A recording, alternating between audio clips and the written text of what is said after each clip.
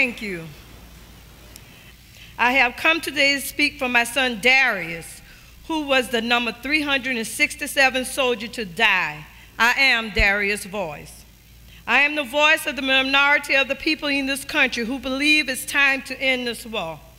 I am the voice of those who believe that Bush must be impeached for what he has done to our children and to our nation.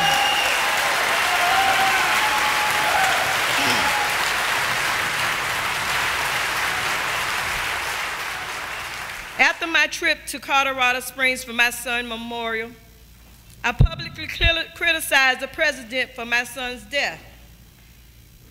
Boy, that was something.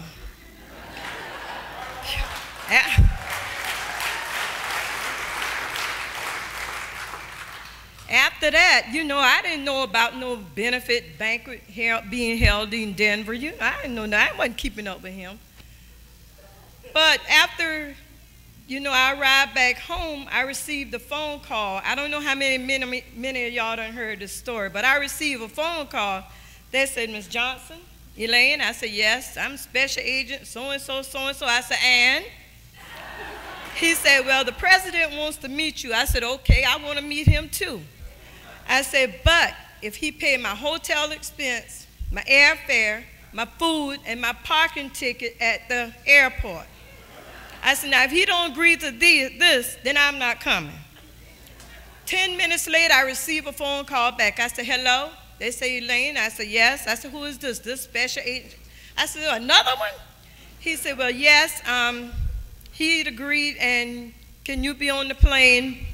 I think it was a Tuesday or Wednesday, one of them days. It was in 2003. I'd have been through so much since then. But I agreed, and we went out. And I had my hair all doed up, all these bobby pins, and I didn't carry a pocketbook because of one thing that would have held me up, because they thought I was trying to kill the president. I ain't interested in that. I'm not a murderer like him. I'm a peacemaker.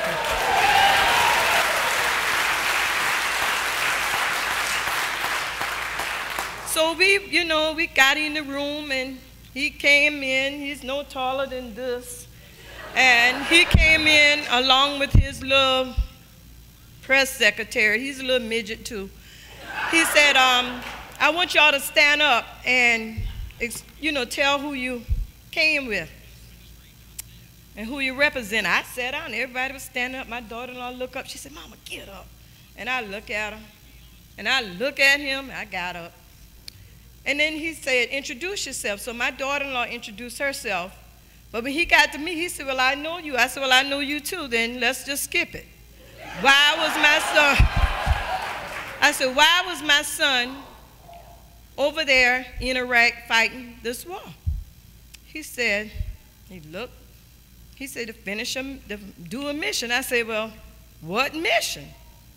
He couldn't answer it.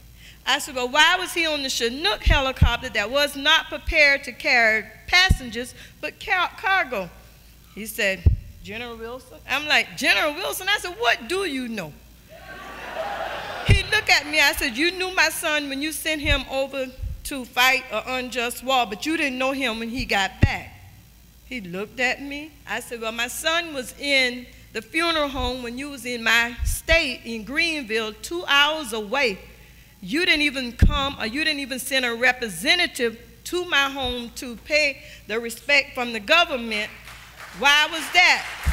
He said he didn't know. I said, and you also said in the newspaper that you send letters out to every family member. I said, in my hometown, my son was the 3rd one. In our state, he might have was the 10th one. And I called all these mothers and asked them, did they receive a letter before I left? And they said no. So I reach in my pocket and I pull out a little piece of paper with all their addresses on it, and I gave it to him. I said, these are the ones you need to send letters to.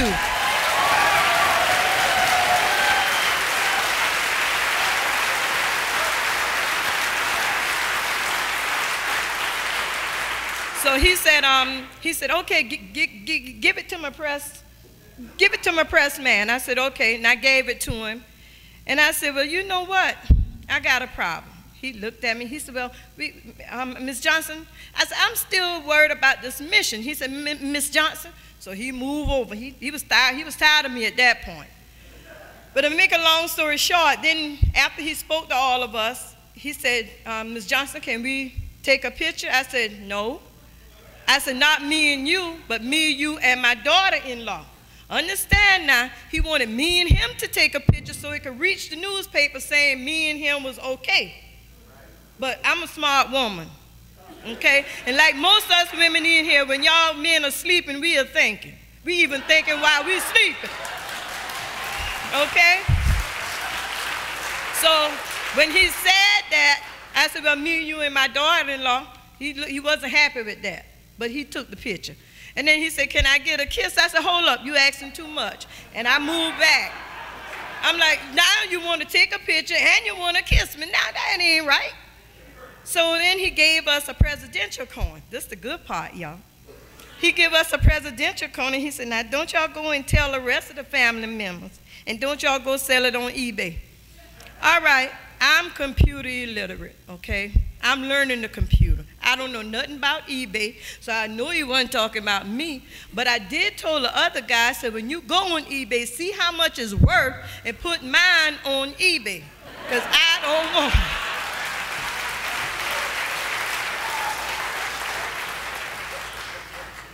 And I got a plan for these upcoming candidates. First of all, the Democrat got the House already, right? So what are they doing? Nothing. I got a plan now. They got some of the Republicans that's against the wall, right? If they join the Democrats that's against the wall, come together, when Bush come up with a plan, which we know he won't, they can come together, veto whatever he got, bring the troops home. That's what they need to do. But if they don't want to do that, the ones for the upcoming presidential candidates, I got something for them too, because I've been going around to these debates. Now, if you get in office, they better have a solid plan on to when and how we're going to bring the troops home. We don't want to have no 10 years from now. We don't want to have nothing about putting no base there or leaving some there. We want them home. Now, if they can't do that, I got my plan, Elaine Johnson plan. I'm going to take Elaine Johnson, along with some more strong Gold Star mothers, along with the rest of the Blue Star mothers. We're going to go to Washington. We're going to go in the White House. We're going to sit down. We're going to figure out how we're going to gradually bring them home in 6 months, because the Iraqis don't want us to stay there. We're going to bring them home. We're going to make sure they're taken care of financially and everything they need. And when we make sure they are right, and we're not going to forget the past war veterans. We're going to make sure they got their benefits too. You know, we can't forget them. You know, we can't. You know, and we're going to make sure they got whatever they need. And by that, we don't have a yeah in there. You know, no college education or nothing. We just got common sense. And we're going to bring everybody home, and then whoever won the president and the vice president, then they can take over. Then we can come back, and the United States can be one happy family. That's the plan.